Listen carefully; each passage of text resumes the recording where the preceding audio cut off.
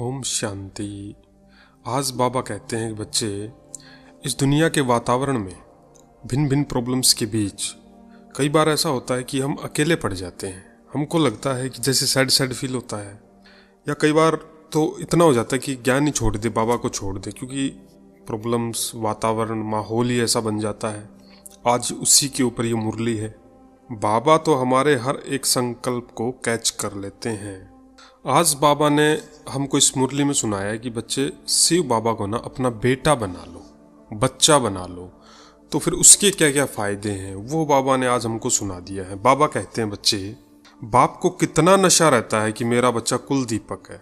ये लौकिक की बात कर रहे हैं बाबा कि लौकिक में जो बाप होता है उसको कितना नशा होता है कि कुल चलाएगा, आगे का वंश चलाएगा, कुल का दीपक है, ऐसे बोला जाता है ना।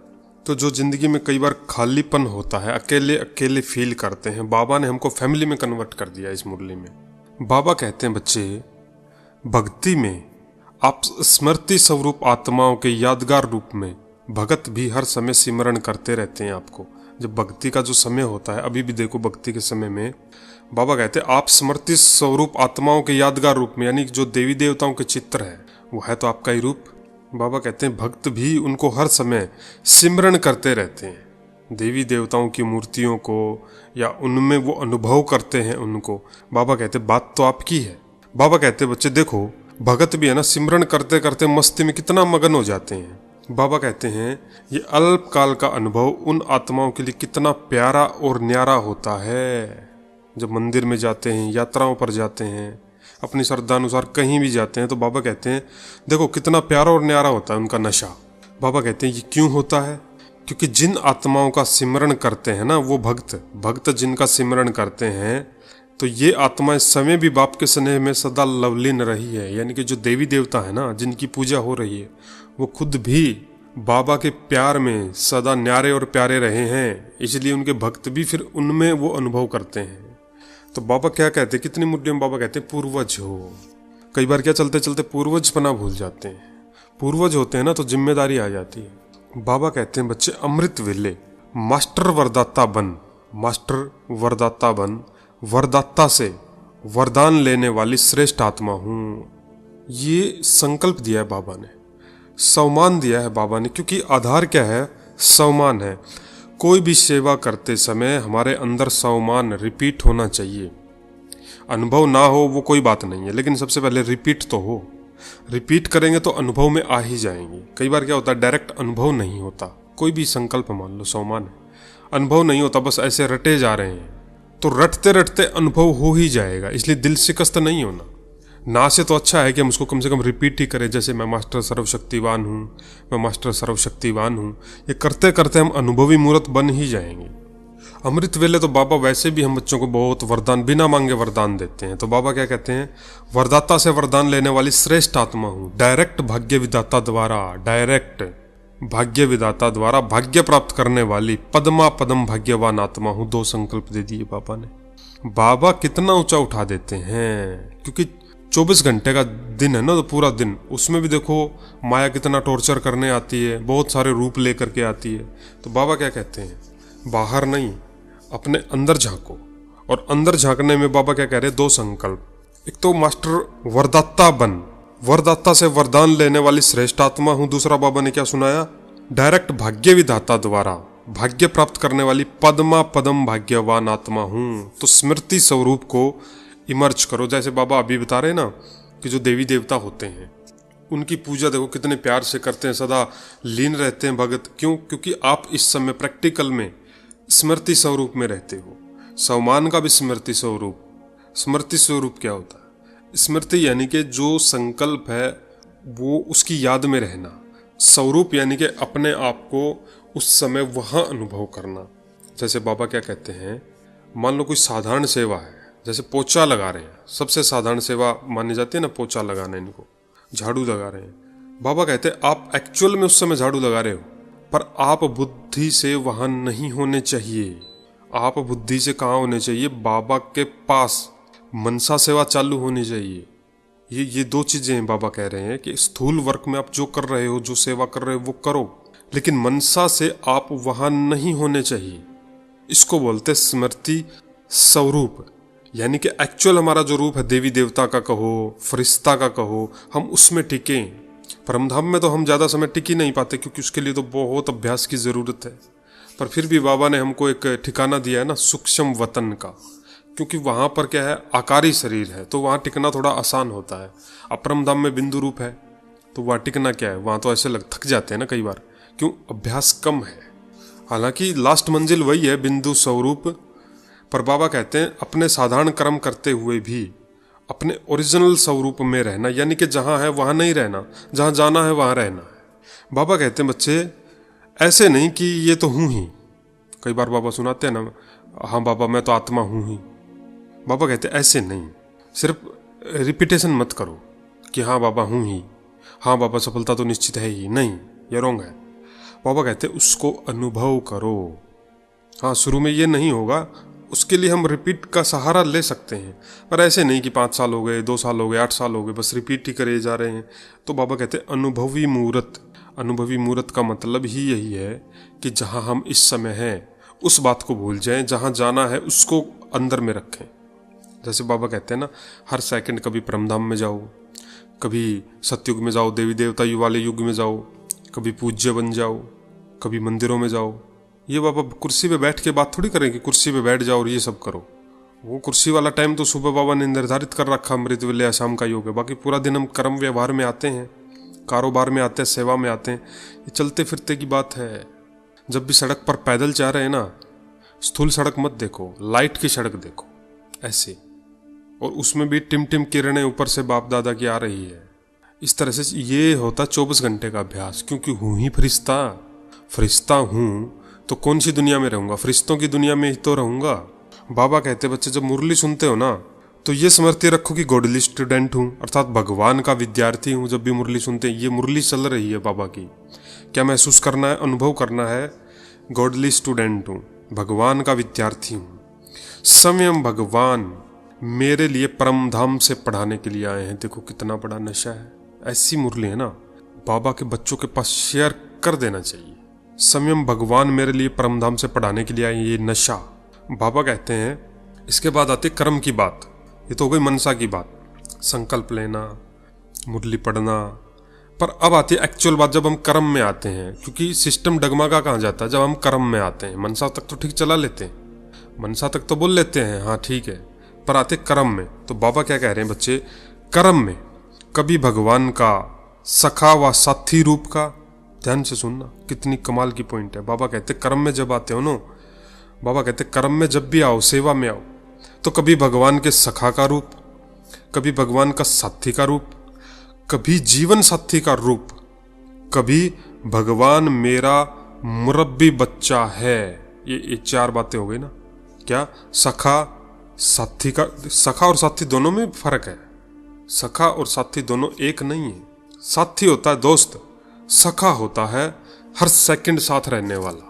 जैसे सुदामा श्री कृष्ण को हमेशा सखा बोलते थे, दोस्त नहीं बोलते थे। मेरे सखा हैं, मेरे सखा हैं।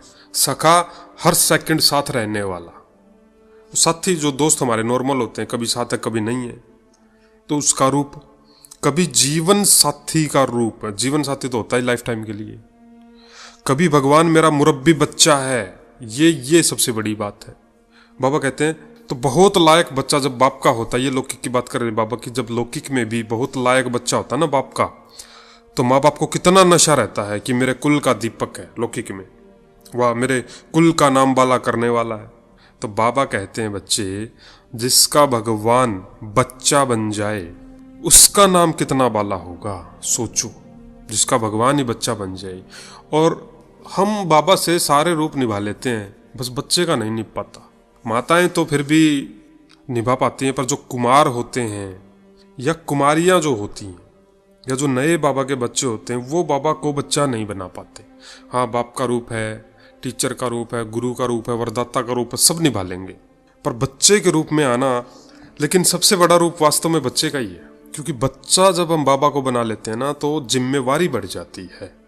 बाप के रूप में तो क्या हमेशा लेना याद रहता है, हाँ बाबा है, बाबा दाता है, लेकिन जब बच्चे का रूप हम बाबा को बना लेंगे तो देना याद रहेगा कि मुझे मेरे बच्चे के लिए क्या करना है, क्योंकि बच्चे के लिए हमेशा किया जाता है।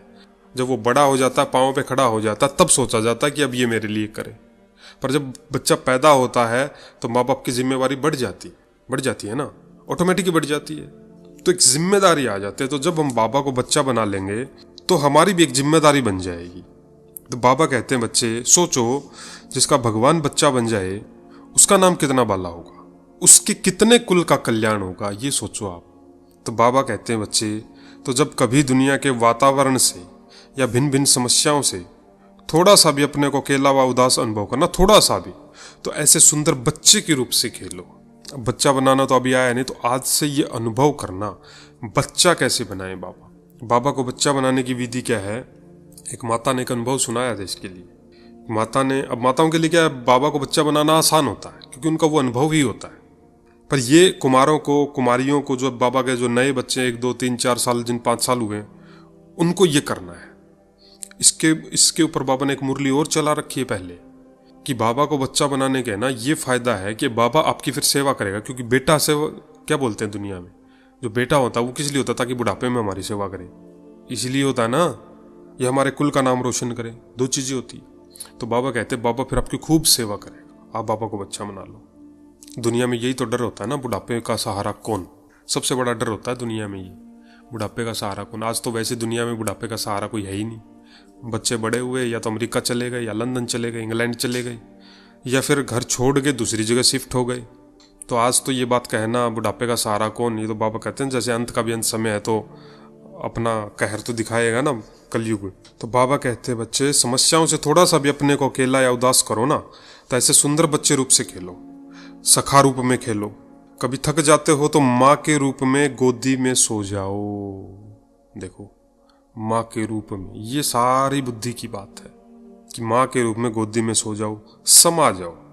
बाबा कहते बच्चे, कभी दिल शिकस्त हो जाते, यानी कि हिम्मत हार लेते हो, थका थका महसूस करते हो, बोर टाइप जैसे बोर हो चुके हैं महसूस करते हो, उस समय तो सर्वशक्तिवान स्वरूप से, मास्टर सर्वशक्तिवान के स्मृति स्वरूप का अनुभव करो।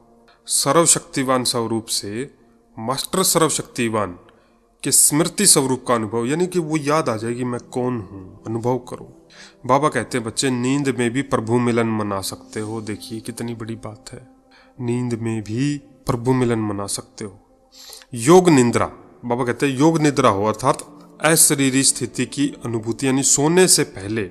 इस पे भी बाबा ने एक मुरली सुनाई कि सोने से पहले आपके जो 30 मिनट है ना, सोने से पहले 30 मिनट, उसमें आप किसी से बात मत करो, फोन को साइड रख दो। आप अपने कमरे में गए, क्योंकि डायरेक्ट ऐसे तो है नहीं कि बस गए और नींद आ गई, 5 मिनट 10 मिनट, कई बार आधा घंटा लग जाता है। तो बाबा कहते हैं योग में सो जाओ, लास्ट स्टेज है योग में सोने की।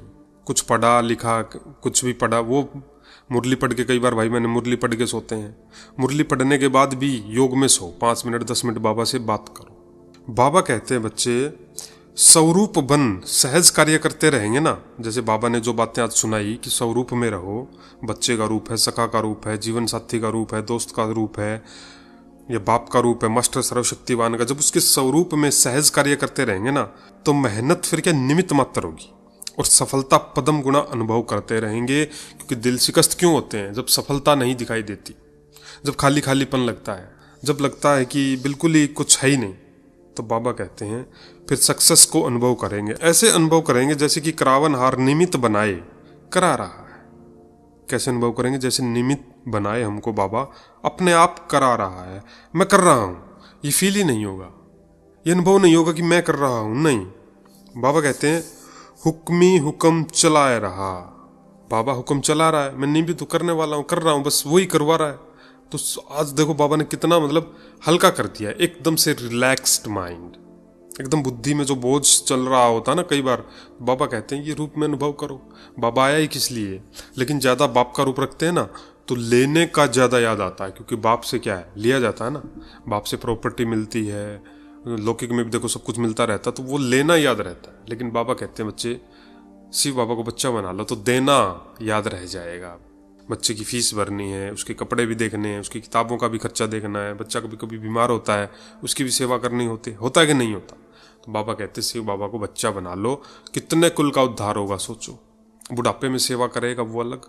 ऐसे बहुत सारे अनुभव है भाई बहनों के, कि हम घर में अकेले थे। लौकिक घर की बात है ये, लौकिक में अकेले थे, कोई नहीं था पास में।